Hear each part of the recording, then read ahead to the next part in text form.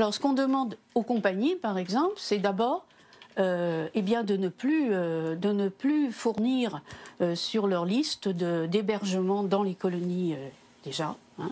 Ensuite, de mieux informer la population, les gens, hein, leurs clients, si on veut, c'est-à-dire en disant vraiment, ben voilà, cet hébergement se situe dans tel lieu, colonie israélienne. C'est par rapport à l'illégalité des colonies israéliennes. Hein, les colonies israéliennes sont la source de nombreuses violations des droits humains des Palestiniens, aussi bien leur droit de l'accès à l'eau, la saisie des terres, puisqu'en fait les colonies israéliennes se sont installées sur les terres palestiniennes et donc entraînent de multiples violations. Et donc en développant ces colonies, on développe aussi les violations des Palestiniens en Cisjordanie occupée, dont Jérusalem-Est. Le développement du tourisme, et en particulier du tourisme dans l'économie, est pour le gouvernement israélien un moyen de justifier, en fait, et de promouvoir ces colonies. D'ailleurs,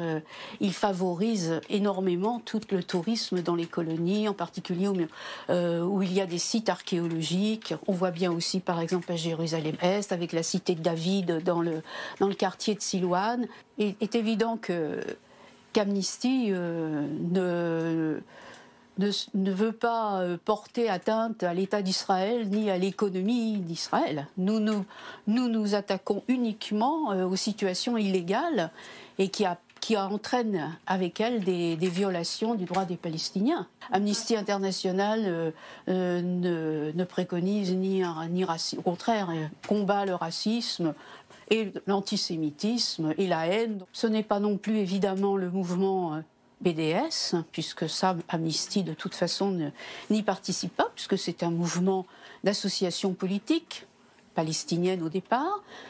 Voilà, nous plaçons sur l'obligation des États, l'obligation des États de ne pas favoriser des situations illicites.